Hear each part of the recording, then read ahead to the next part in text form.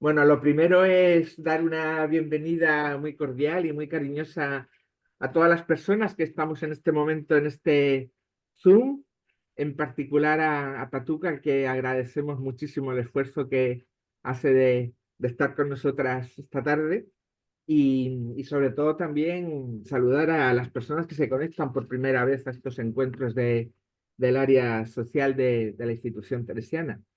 Un primer aviso, dado que estamos grabándola, que lo hemos estado comentando antes, si hay alguien con algún inconveniente en ser grabado, pues se quita su vídeo inmediatamente. Puede también cambiar su nombre para que no aparezca ni siquiera en el cuadradito. Ya hemos comentado que con el ratón tiene que pinchar en su imagen, en su cuadradito, y en la esquina superior derecha hay tres puntitos, y ahí pincha y se puede cambiar el nombre sin ningún problema, ¿no? Bueno, pues eso, que bienvenidas a todas, que somos mayoría, y a la vez de dar esta bienvenida, pues también nuestro agradecimiento, ¿no? Por vuestra participación, que entendemos como interés en este tema que nos parece muy interesante y que fue el que elegimos en nuestras últimas jornadas del área social, ¿no? Fue un acuerdo de iniciar un proceso de reflexión, toma de decisiones y actuaciones concretas en torno al tema de la migración, que nos parecía uno de los problemas más graves que en este momento teníamos a nivel social. Y en concreto íbamos a trabajar la aplicación del recién aprobado Pacto Europeo de Migración y Asilo, que ha sido ahora en el mes de abril de este año, 2024, ¿no? Este pacto incluye un conjunto de normas legislativas y de políticas destinadas a crear un proceso de migración y asilo que quiere la Unión Europea que sea más justo, eficiente y sostenible, y es el marco que va a servir para gestionar la migración en toda la Unión Europea a largo plazo. Hasta llegar a esta aprobación en el Parlamento Europeo, hay una cronología que podemos resumir en tres fechas muy rápidas. La primera es en septiembre del 2020, hace 4 años, que la Comisión presentó este nuevo pacto sobre migración y asilo. A partir de ese momento ya se pusieron a trabajar todos los departamentos y organismos competentes, ¿no? En junio del 2023 se produce el acuerdo del Consejo de Ministros, que son los ministros de Justicia y Asuntos de Interior de la Unión Europea. Y desde esa fecha que se produce este acuerdo de los ministros hasta diciembre, se han desarrollado los 5 reglamentos o expedientes legislativos para alcanzar el acuerdo político sobre el pacto, ¿no?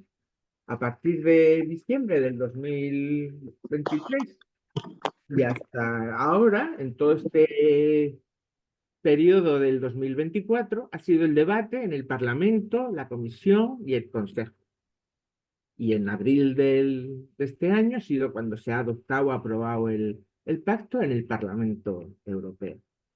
A partir de ahora tiene que desarrollarse en leyes, reglamentos y decretos, pero no parece que pinten bien estas cosas. Y además nos parecía muy oportuno celebrar este encuentro justo cuando estamos en vísperas de elecciones en el Parlamento Europeo. Tendremos que pensar cómo se van a poder hacer estos desarrollos legislativos según quienes sean elegidos, ¿no? Las organizaciones y expertos de derechos humanos denuncian que el objetivo prioritario, aparentemente según sus criterios, es impedir que las personas lleguen a la Unión Europea y si llegan, expulsarlas lo más rápido posible. Esta reforma plantea graves riesgos para el derecho de asilo y los derechos humanos, poniendo un especial foco en las medidas de externalización de fronteras y el retorno a los terceros países. Nos preguntamos si podemos y cómo influir en estas reglamentaciones y cuál es el margen que tenemos como ciudadanas en todas estas luchas.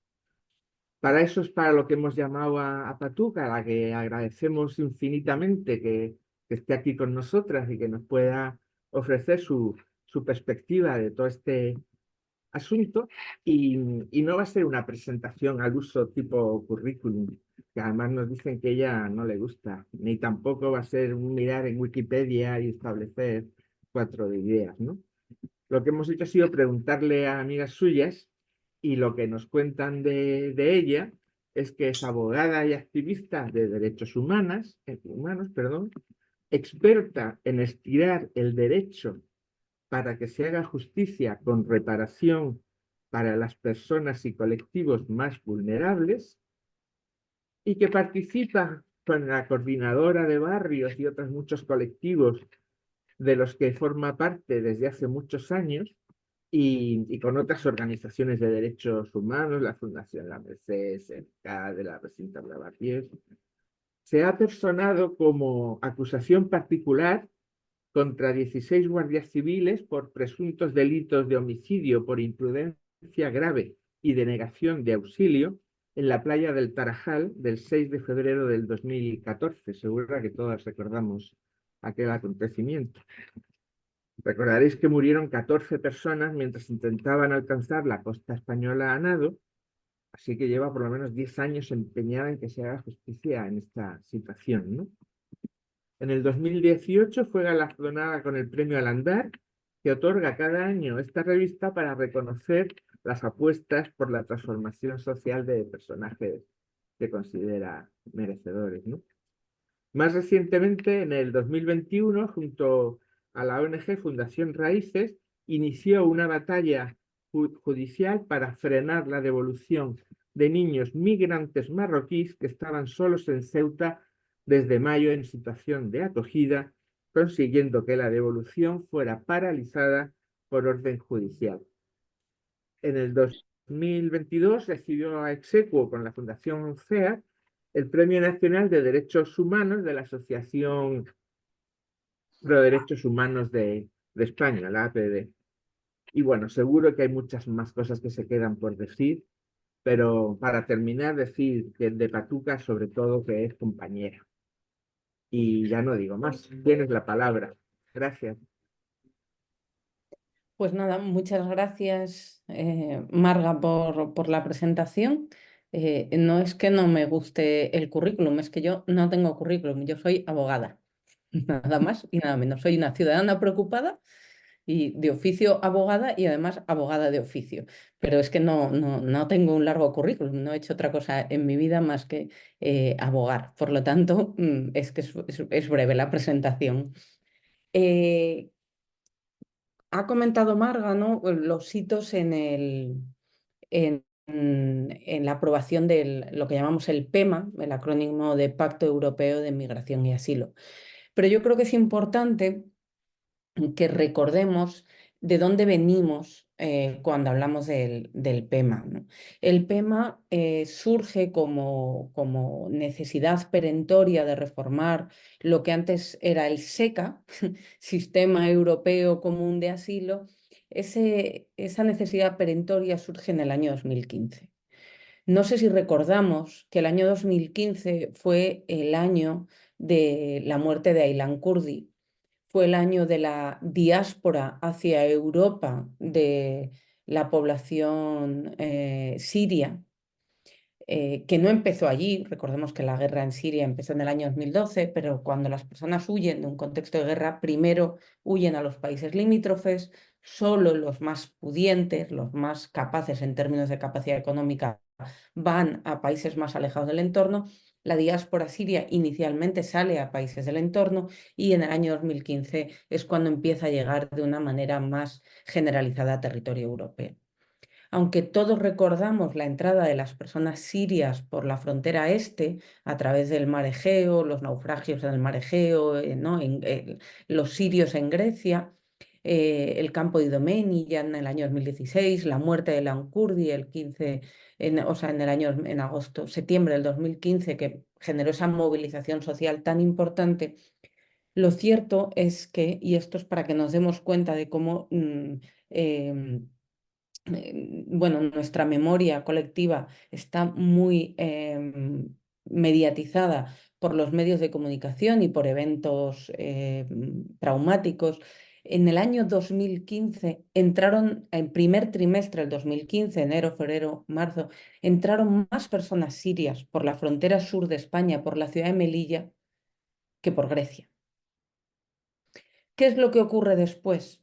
Lo que ocurre es que a partir de esa fecha, a partir del primer trimestre, Europa, en concreto, le exige a Argelia que establezca visado para los ciudadanos sirios.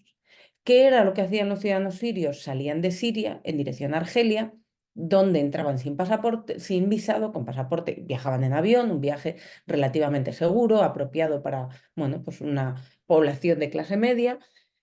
Transitaba irregularmente la frontera entre Argelia y Marruecos, que sabéis que es una frontera muy complicada por relaciones bilaterales, y cuando llegaba a Marruecos accedía a Ceuta y Melilla por territorio. Se hacía con pasaportes marroquíes, como es población árabe, era más fácil cruzar subrepticiamente un control fronterizo a pie y las familias entraban a pie de una manera relativamente segura hacia España. Cuando ese flujo se consolida, se ve la necesidad de cortar efectivamente ese flujo, se le obliga a Argelia, o se le conmina, ¿no?, a través de relaciones bilaterales de la Unión Europea con Argelia, a poner visado para los ciudadanos sirios y entonces la ruta cambia y empiezan a entrar fundamentalmente por la frontera este. ¿Cuál es la frontera este? El mar Egeo o el río Ebros, que es un río muy peligroso entre Turquía y Grecia, ingresan a Grecia, que ya es territorio de la Unión Europea, pero que es verdad que es un territorio de la Unión Europea que se encuentra muy aislado del resto de la Unión Europea, porque para llegar al resto de la Unión hay que cruzar países que no forman parte de la Unión. Y entonces cuando se forma el gran campamento de Idomeni, mientras la mayor parte de la sociedad europea nos conmocionábamos ante la muerte de Alan, porque le llamamos Aylan, pero su nombre real es Alan, de Alan Kurdi, un niño que murió porque Canadá le había denegado el visado a su padre era residente regular en Canadá y le había denegado y entonces tuvo que acceder de manera irregular al territorio europeo y murió en el tránsito migratorio, ¿no?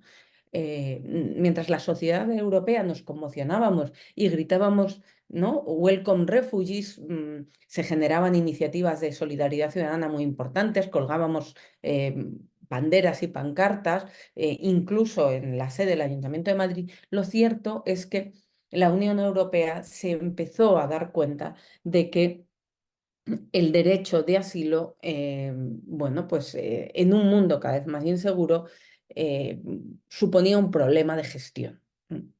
No se trataba en aquel momento, por eso creo, y con esto lanzo tres cuestiones. Primero, imponemos visados para que la gente no llegue a territorio europeo y esto lo que genera es la necesidad de acceder a rutas más inseguras, ¿no? Frente a un viaje Siria-Argelia, Argelia transitar irregularmente una frontera y pasar a pie enjuto, lo que nos encontramos es cruzo por el Mediterráneo central, grandes naufragios, ¿verdad? Saliendo desde las costas de Libia, encarcelamiento de solicitantes de asilo en Libia, torturas o muertes, ahogamientos igualmente en el mar Egeo. El uso de los visados para imponer rutas penosísimas a los solicitantes de asilo. Segundo, o a las personas que en movilidad, ¿vale? A esos hombres, mujeres, familias, niños, niñas que caminan mundo. Otro de los aspectos importantes que tenemos que tener en cuenta es la negociación con los países en tránsito, ¿no? Argelia. Otro de los aspectos o de los aprendizajes que hicimos o que debemos hacer es que tenemos una capacidad ilimitada de conmovernos, pero tenemos una capacidad muy limitada de hacernos cargo. Entonces, cuando las actuaciones sociales se mueven desde la conmoción, desde la solidaridad líquida, efímera, se acaban pronto. ¿Y qué es lo que hizo la Unión Europea? Decidir que no podía gestionar esa realidad.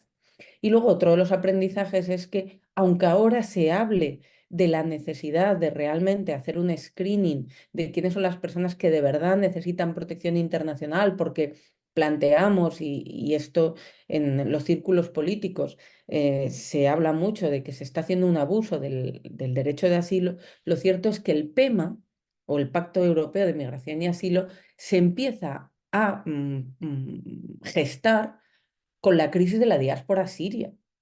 Personas que huyeron de la guerra. Ahí no había ningún tipo de fraude, ni eran refugiados y personas en necesidad de protección internacional muy, muy evidentes, ¿no? Por lo tanto, el argumento de que es que hay una necesidad de preservar el derecho a asilo para que quienes realmente lo necesiten es un argumento incorporado con posterioridad, pero lo cierto es que el PEMA no sale de eso.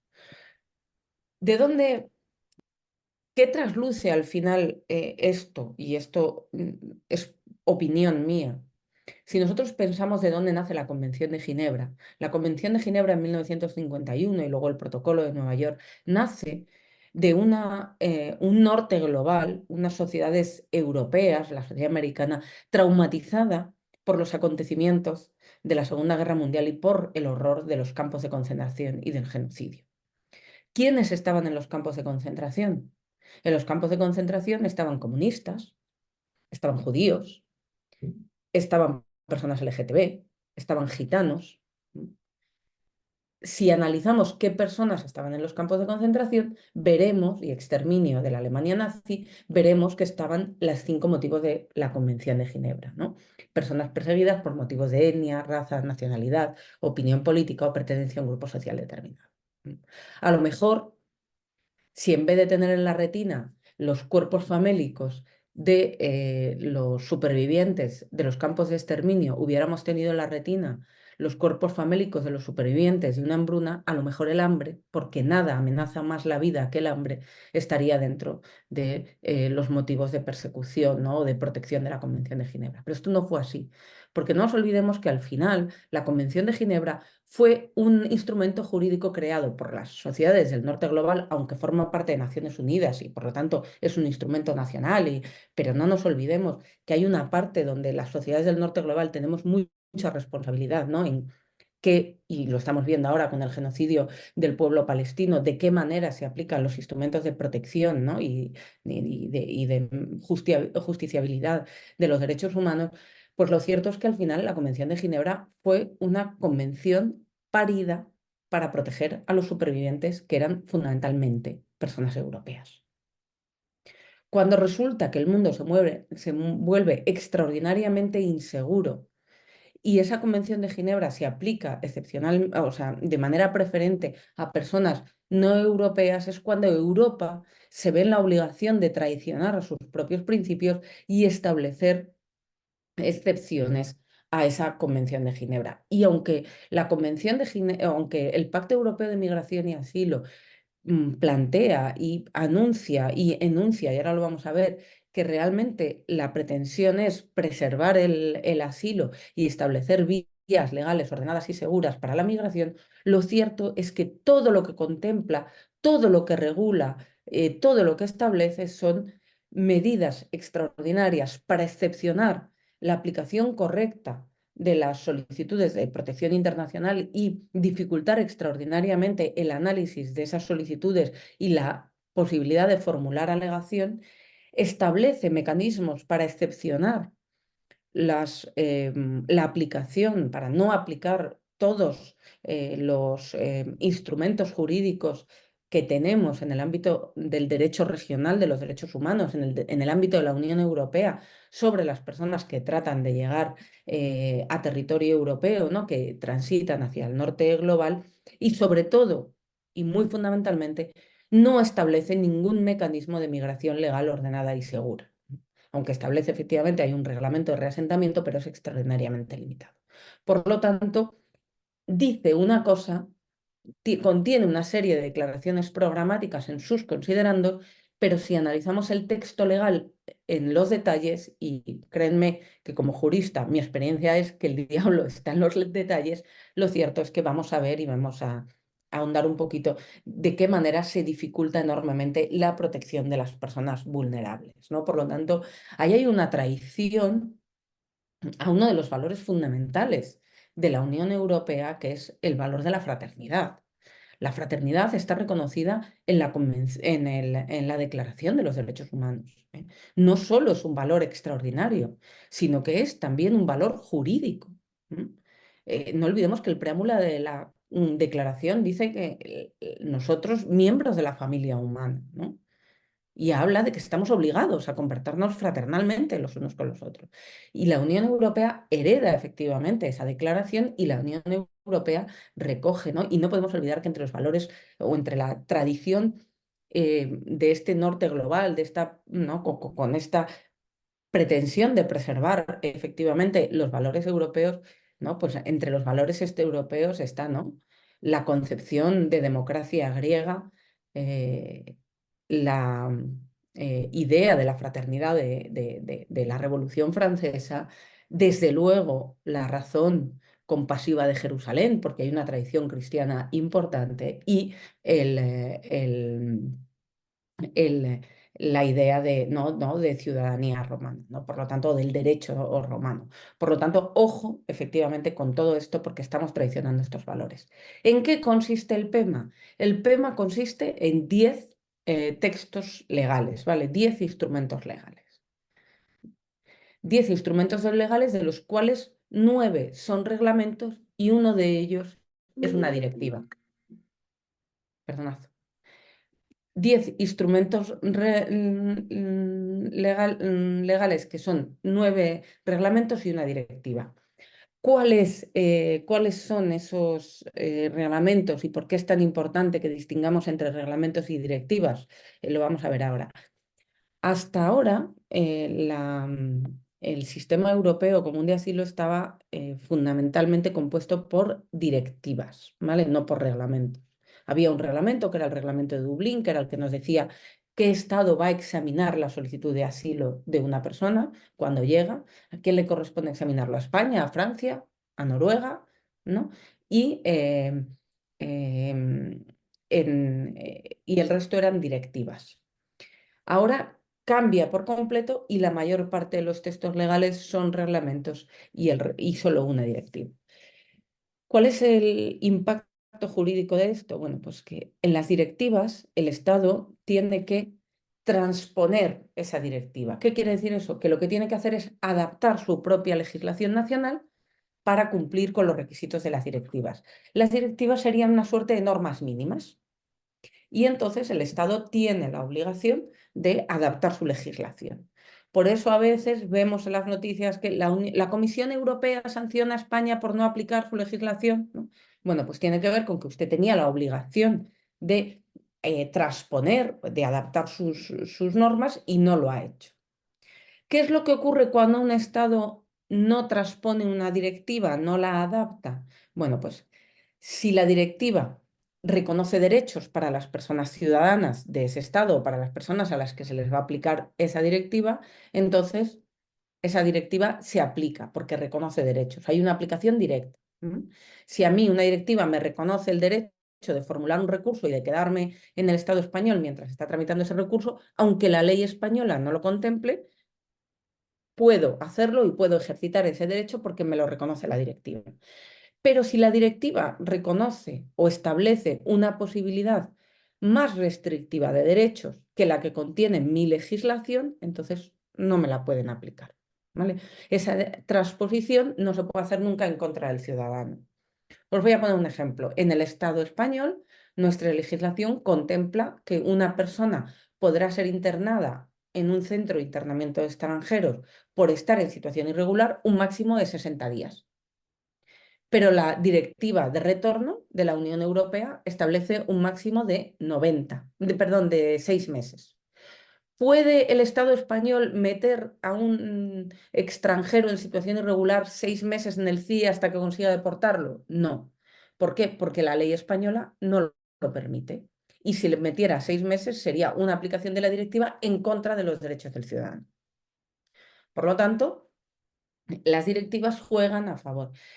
Por el contrario, los reglamentos son de obligado cumplimiento para los estados y no hay que transponerlos, se aplican directamente.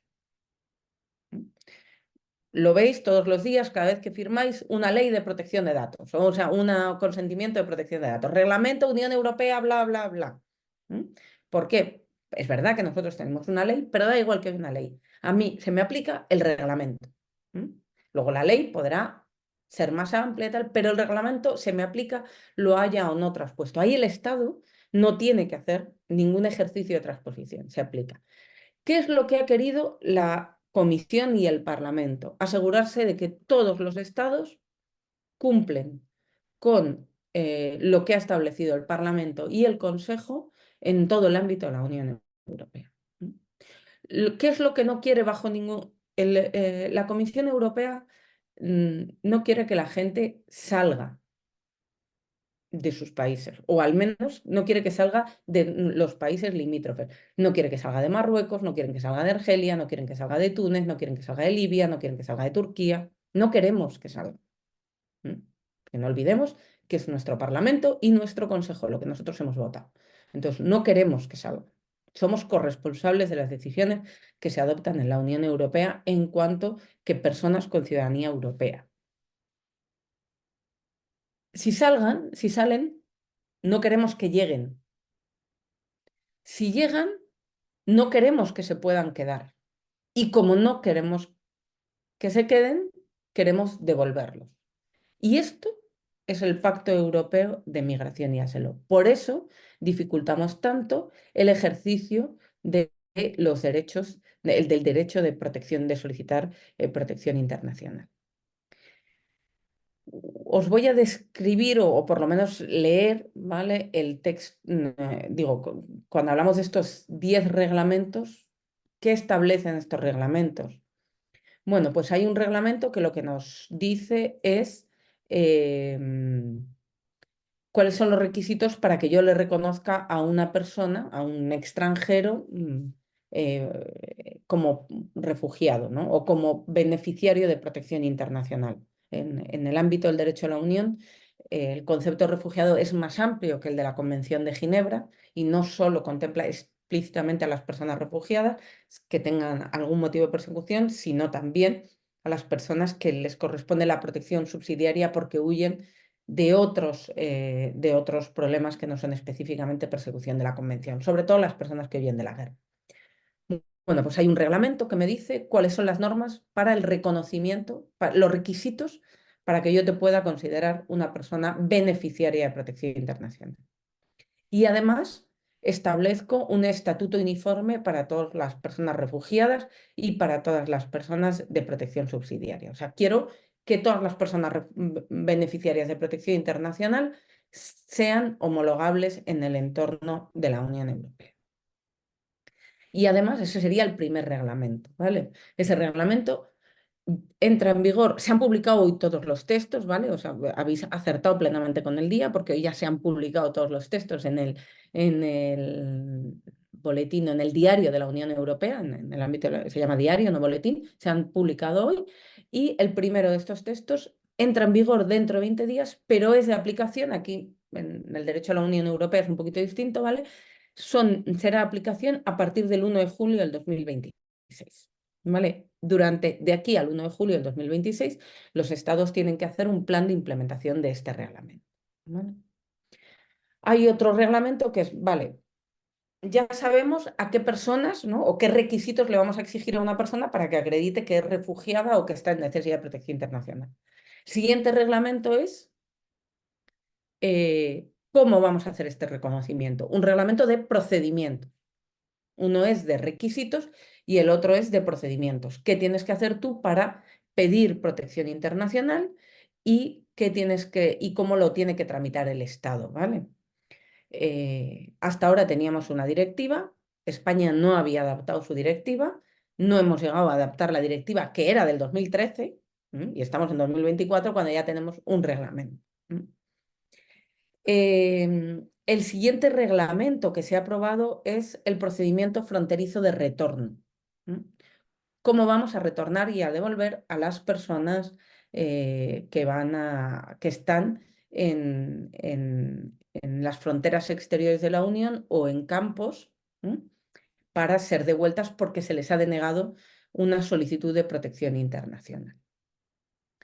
Hay otro reglamento que tiene que ver con el marco de reasentamiento y admisión humanitaria de la Unión. Este es el único que se acerca un poquito a la previsión de vías legales y seguras, ¿no? Que es el marco de... ¿Qué es el reasentamiento? El reasentamiento es cuando tenemos una persona en otro lugar distinto de la Unión Europea, en Líbano, en Turquía, que tiene reconocida la protección internacional por parte o bien de ese país o bien en aquellos países que no tienen ley de asilo, pero tienen encomendada al ACNUR, que es un organismo, una agencia de Naciones Unidas, la determinación de las condiciones de asilo, pues entonces me lo traigo ya reconocido. O sea, es una persona que es refugiada en otro país del mundo y yo lo traigo a la Unión Europea. ¿Vale?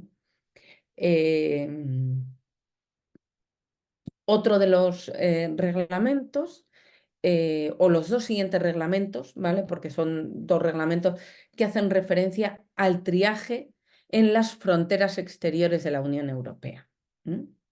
Este es uno de los reglamentos más delicados en términos de derechos humanos, aunque todos ellos forman un corpus y son complicados de estudiar, nos está costando porque unos hacen referencia a otros y no son fáciles.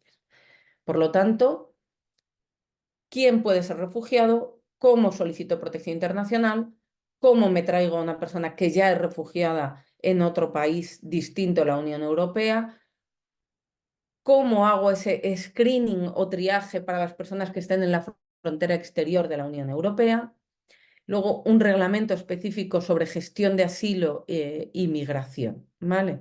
Creo que... Ah, y luego, iba a decir, os he dicho todos, no es verdad. Este reglamento, aunque todos estos reglamentos se aplicarán a partir del año 2026, pero este reglamento tiene algunos artículos que entran en vigor prácticamente o son aplicables ya en unos días, el 11 de junio, ¿vale? Del 2024. Por lo tanto, tenemos poco tiempo. Luego hay otro reglamento que tiene que ver con huellas, Eurodac, ¿vale? Cómo vamos a tramitar las huellas y los datos biométricos que le pidamos, que le tomemos a las personas extranjeras que quieran solicitar protección internacional. No sé si estáis dando cuenta, pero todo lo que yo estoy hablando tiene que ver con protección internacional, prácticamente.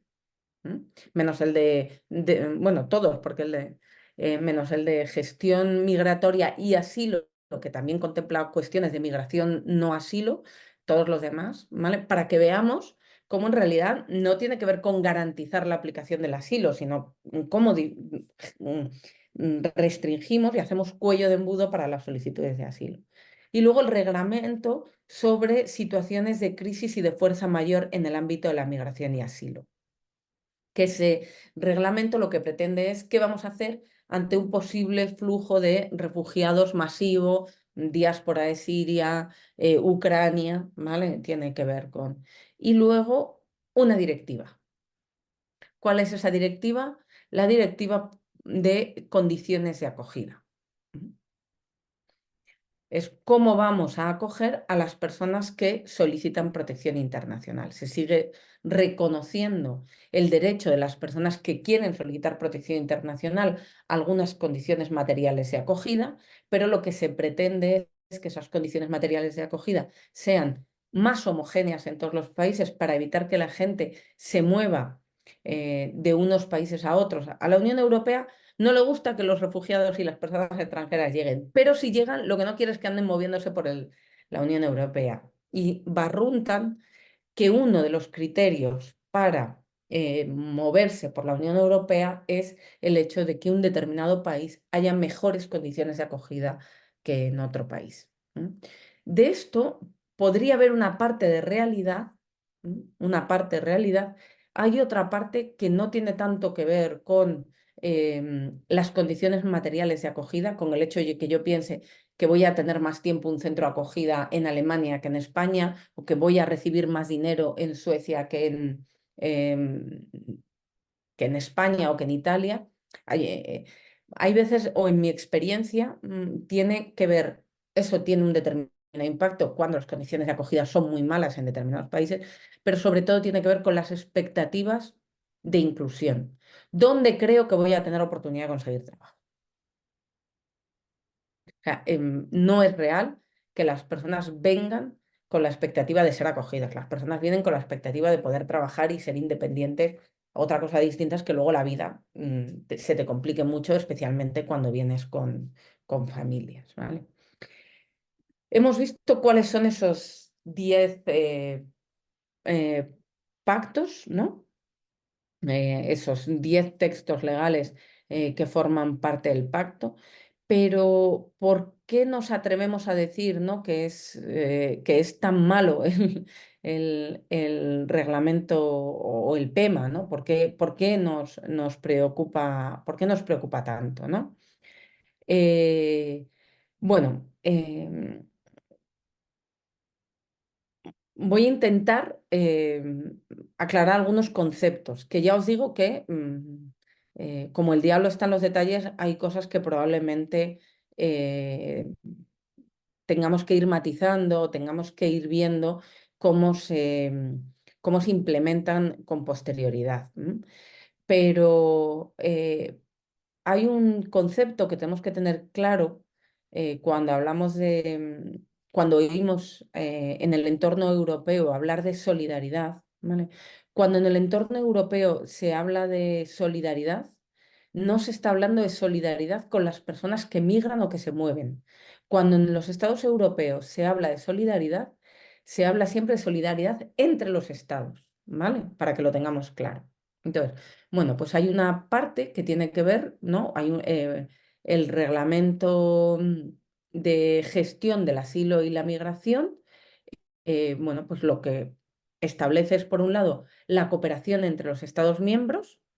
¿Qué es lo que vamos a hacer con los países que reciben más solicitantes de asilo y sobre todo que reciben más solicitantes de asilo en contingentes numerosos, desembarcos, ¿no? Sobre todo, lo que más habla efectivamente es en desembarcos, esa dimensión interna, y luego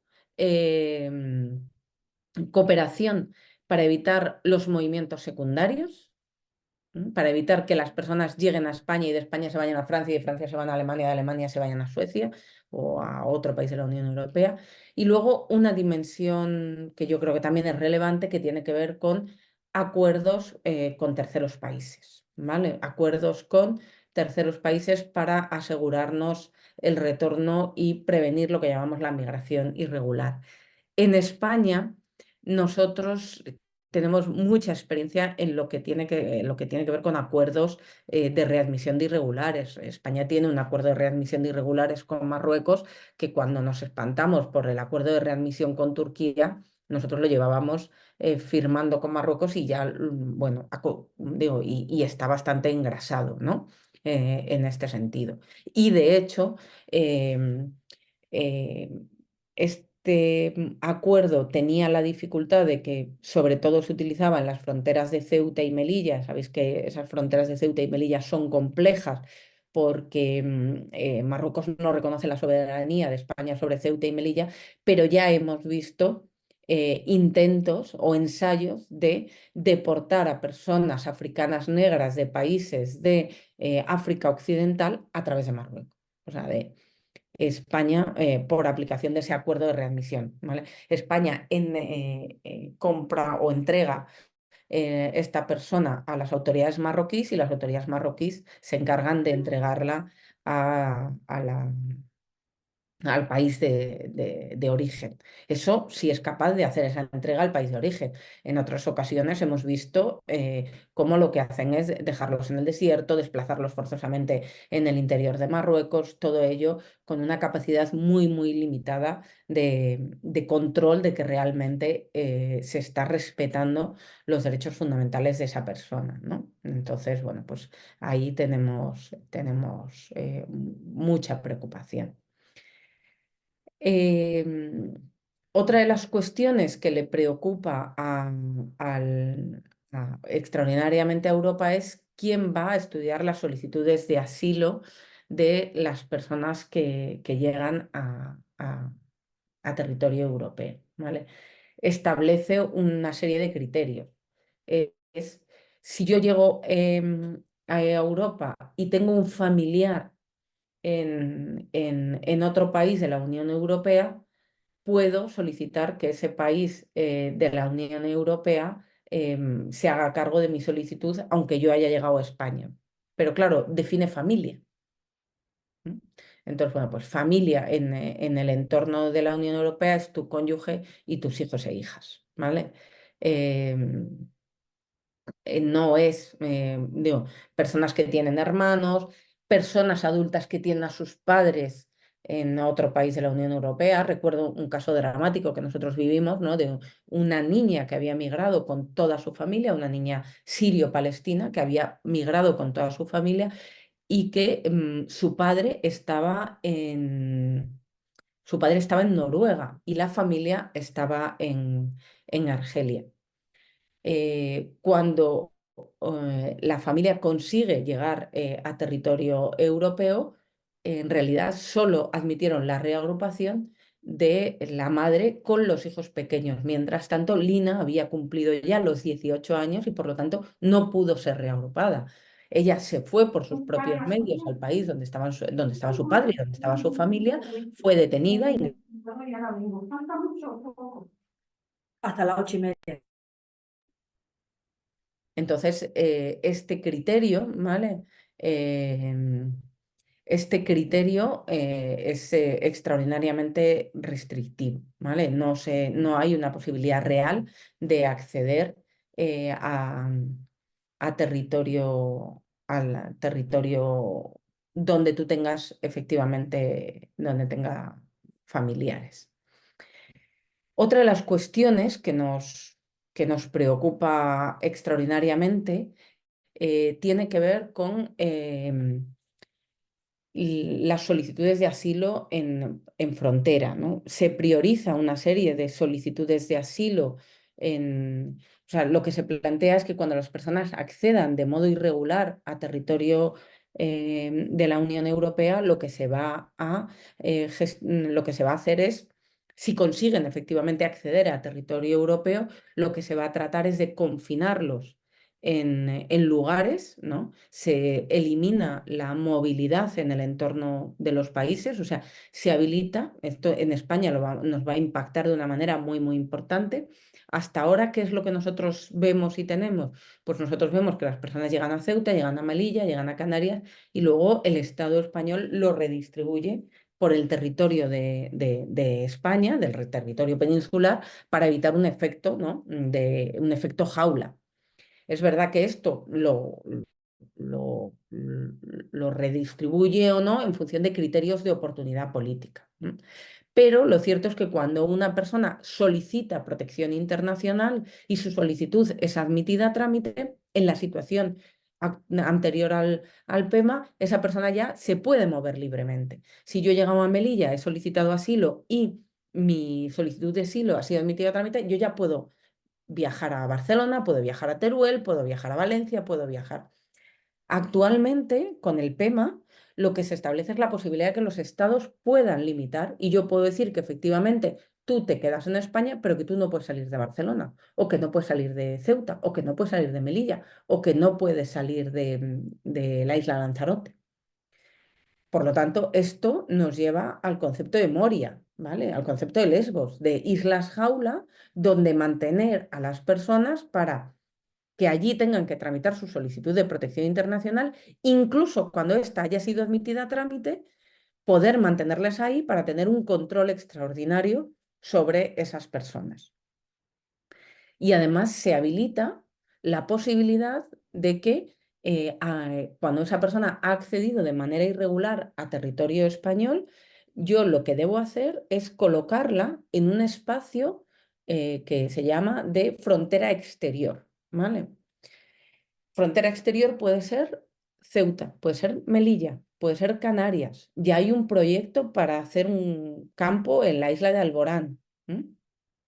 Pero frontera exterior puede ser también Marruecos, ¿vale? Esto ya lo hace Estados Unidos con México. Tú actualmente llegas a México y cuando estás en un campo de México te puedes descargar una aplicación para solicitar cita para hacer tu entrevista de asilo. Y solo si tu solicitud de asilo es admitida, tú entras a territorio estadounidense. ¿Qué es lo que ocurre en el concepto del PEMA? Bueno, pues que yo puedo estar ubicado en un campo en Argelia, puedo estar ubicado en un campo en Marruecos si consigo efectivamente. Pensad en Polonia y Bielorrusia, pues a lo mejor están en Bielorrusia y no acceden, ¿no? O puedo O puede ser que estén en Ceuta, puede ser que estén en Melilla, puede ser que estén en Canarias, y yo hago la ficción jurídica de que esas personas no están en territorio nacional. Se crea un concepto de ficción jurídica que no están en territorio nacional. Por lo tanto, esto bueno, pues supone una excepcionalidad al principio de territorialidad de las leyes, al principio de soberanía, y nos preocupa enormemente. Esto ya, porque entendamos, esto ya ocurre, ocurre, no ocurre de la misma manera, pero lo que argumentan desde las autoridades es que esto ya ocurre cuando una persona llega a Barajas. Nadie discute que una persona senegalesa o una persona colombiana que está en la oficina, en la sala de inadmitidos de Barajas, que Barajas está ubicado en el municipio de Madrid y que forma parte del territorio nacional, pero hacemos la ficción jurídica de no entrada, ¿no? Entonces, bueno, pues lo que pretenden, lo que resulta preocupante es que seamos capaces de trasladar una ficción jurídica que está pensada y diseñada para un supuesto extraordinariamente específico, y hasta ahora, como esa ficción jurídica ha dado muchos problemas, lo que se estableció es la obligación de control legal respecto a esas zonas, juzgados, ¿no? Pero nadie discutiría que si un solicitante de protección internacional que está, o una persona extranjera que no tiene derecho a acceder a territorio nacional y está en la sala de inadmitidos de Barajas, le pega una patada en la espinilla al guardia, es autor de un delito de atentado, ¿no? Quiero decir, aplicamos la ley, no podemos no aplicarla. Extender ese concepto a zonas ¿no? Tan extraordinariamente sensibles como puede ser un campamento de personas extraordinariamente vulnerables en Ceuta y Melilla, me parece muy, muy delicado, ¿eh? O sea, creo que esto y nos preocupa extraordinariamente. Tenemos la opción de que eso sea en terceros países, porque eso sea, por eso se habla de la externalización, pero también tenemos la opción de que esto sea en territorio nacional con esa idea de la ficción jurídica. Otra de las cuestiones que nos preocupa extraordinariamente es que los textos del Pacto Europeo de Migración y Asilo hablan de la posibilidad de consultar a un asesor jurídico o consejero legal, pero no hablan específicamente del derecho a la asistencia letrada, ¿vale? Y nos preocupa extraordinariamente ese aspecto, ¿vale? Que vayamos rebajando los estándares que tenemos en materia de protección, de salvaguardas para las personas en situación de vulnerabilidad. Otra de las preocupaciones es cómo se van a analizar las solicitudes de asilo, porque se establecen unos procedimientos preferentes, acelerados, ¿no? Primero, obligación de dotar de datos biométricos, obligación de entregar huellas dactilares. Después debes rellenar una solicitud o plantilla donde hagas tus alegaciones de protección internacional y plantees si tienes familiares en otro país de la Unión Europea. Y luego una entrevista con unos plazos muy, muy cortos de estudio de las solicitudes de protección internacional. ¿Cuál es mi experiencia en este tema? Bueno, pues mi experiencia es que la detección de las necesidades de vulnerabilidad de una persona y la protección internacional es una situación de vulnerabilidad, es un proceso. No es necesariamente, o sea, no se da en un acto concreto. Es difícil que las personas solicitantes de protección internacional o sea, que tengan capacidad para narrar de motu propio todo lo que es una necesidad de protección internacional espontáneamente, sin una preparación previa.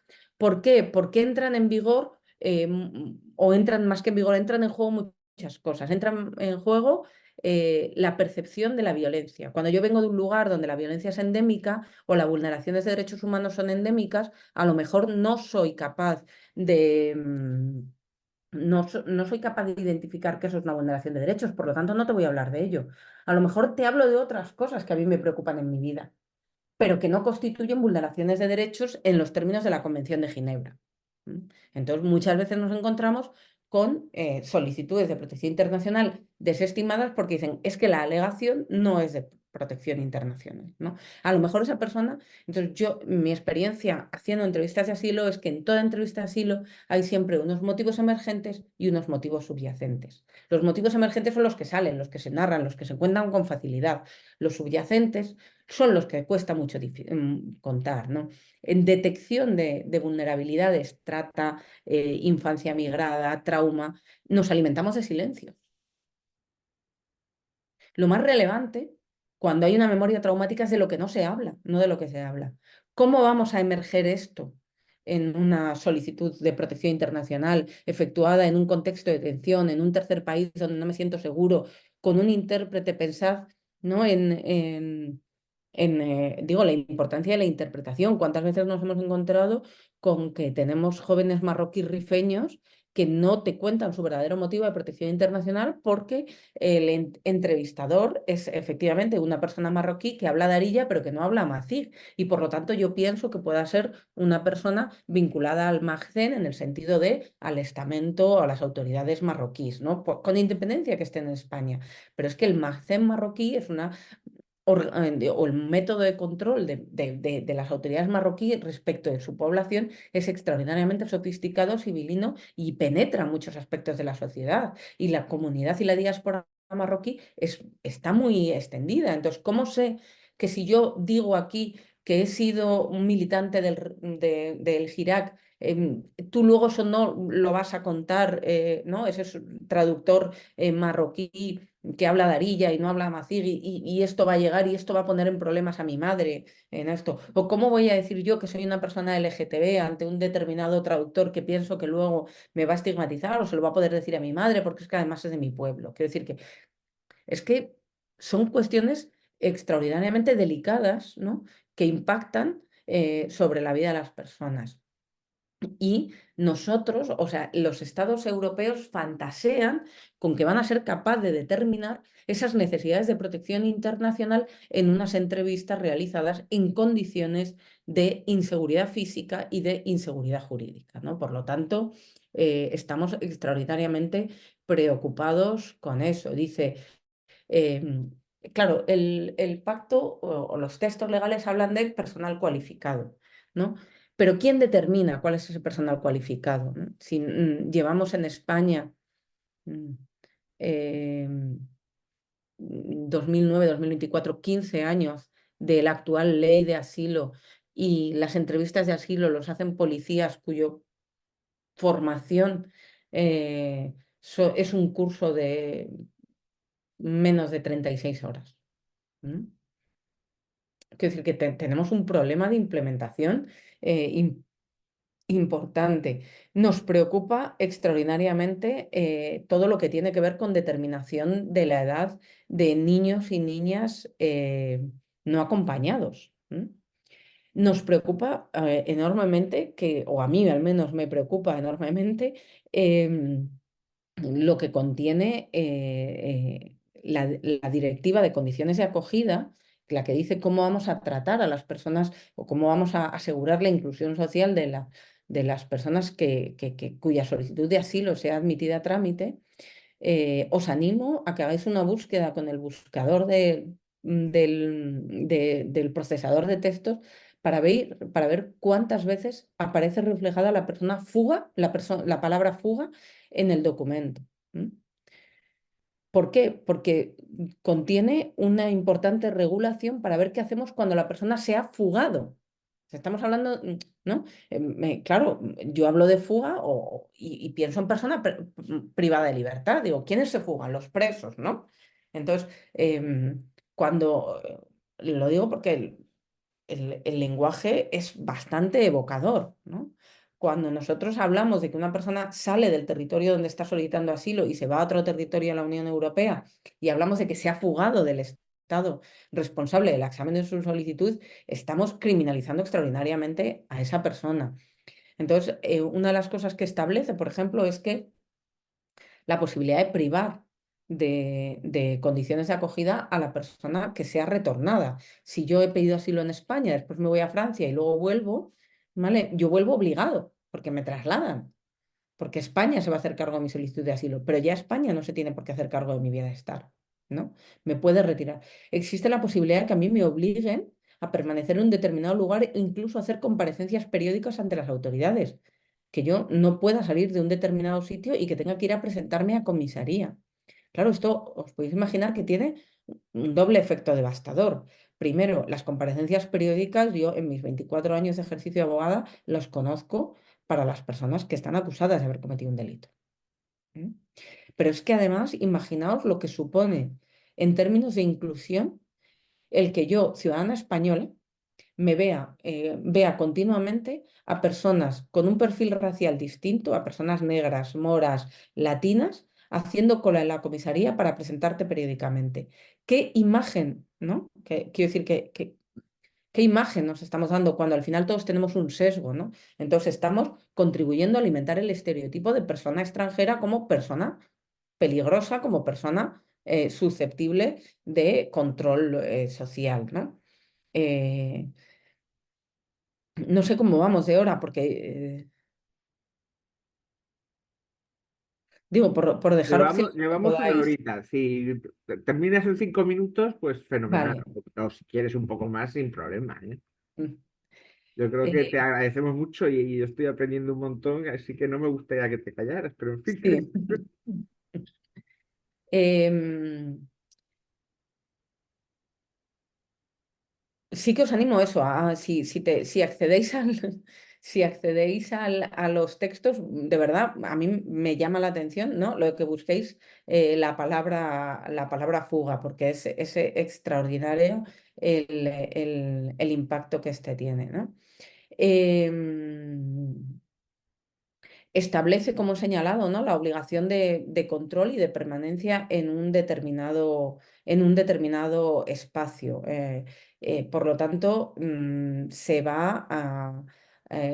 vamos a...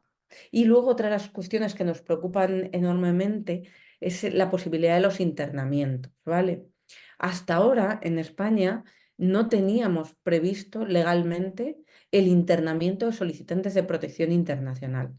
Lo que estaba previsto es que si una persona estaba internada, yo estaba internado en un CIE, o yo soy una persona extranjera, entro a España en situación irregular, de manera clandestina, soy interceptado en una embarcación precaria en el puerto de Tarifa y me detienen y como soy de nacionalidad marroquí y soy fácilmente expulsable, la policía solicita al juez de Algeciras que me interne en el CIE de Algeciras. Y entonces, internado en el CIE de Algeciras, en ese momento a mí me explican que yo, por ser una persona marroquí necesitada de protección internacional, puedo solicitar asilo. Entonces, ahí sí que estoy solicitando asilo e internado.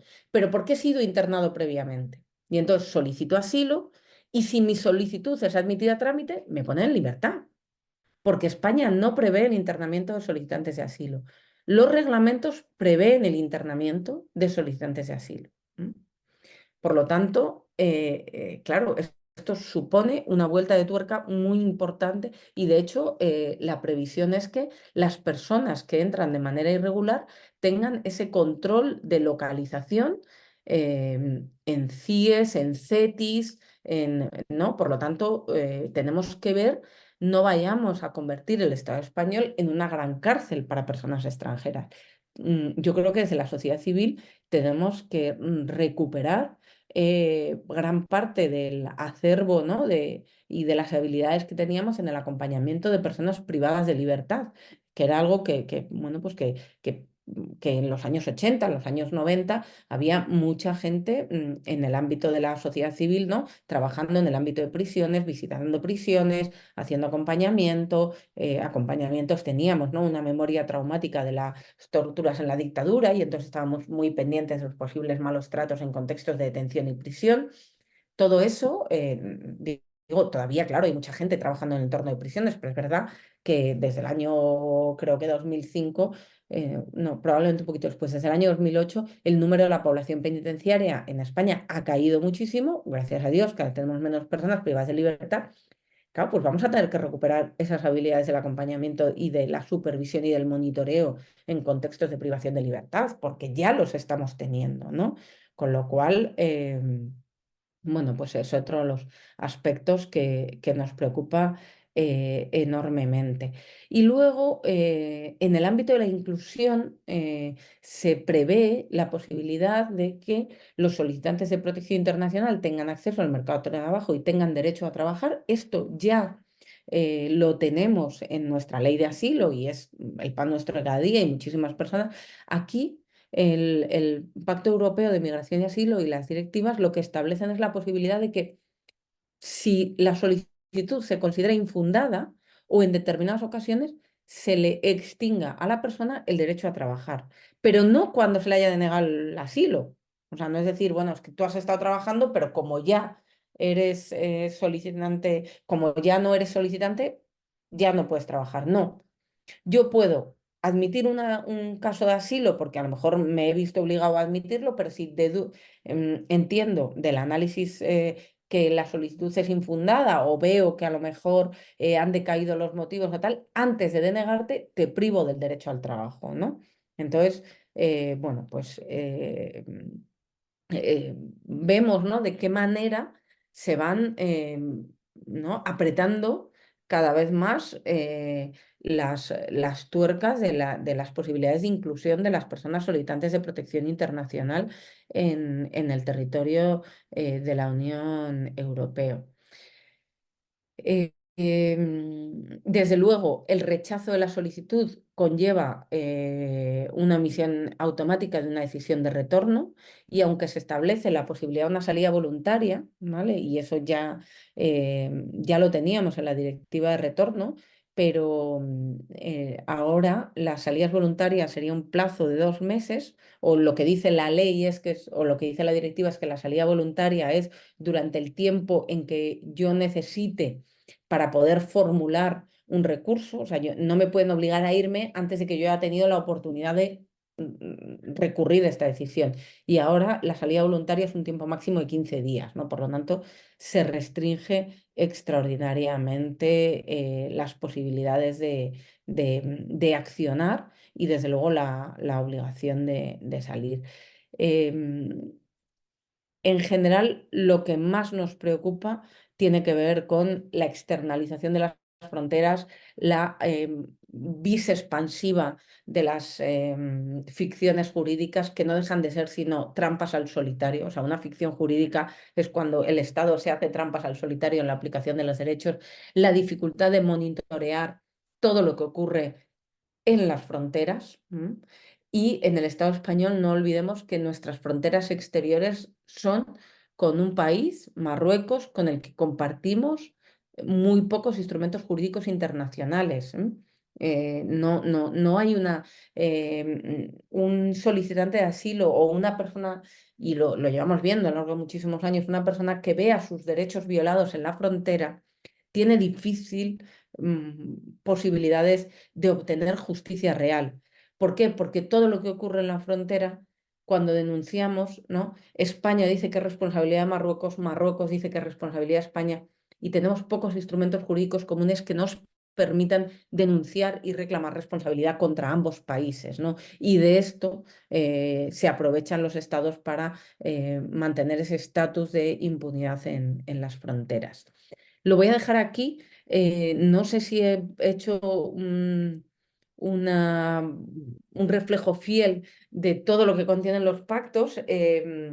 Claro, me parecía que era superfluo ir reglamento por reglamento, explicándoos la regulación. Primero, porque no tendríamos suficiente con 1 hora y media. Segundo, porque creo que me saltaría muchas cosas. Tenemos que seguir trabajando en profundidad. Y lamento si he sido un poco caótica, pero estoy a vuestra disposición. No, no, no, yo creo que yo por lo menos te agradezco muchísimo el esfuerzo de intentar contar tantísima cosa en tan poquito tiempo, ¿no? Yo creo que has tenido una exposición magnífica y yo te agradezco y he aprendido un montón, ¿no? Me imagino que que todas estamos en esta línea de interés y de un poco, no sé ni cómo decirlo.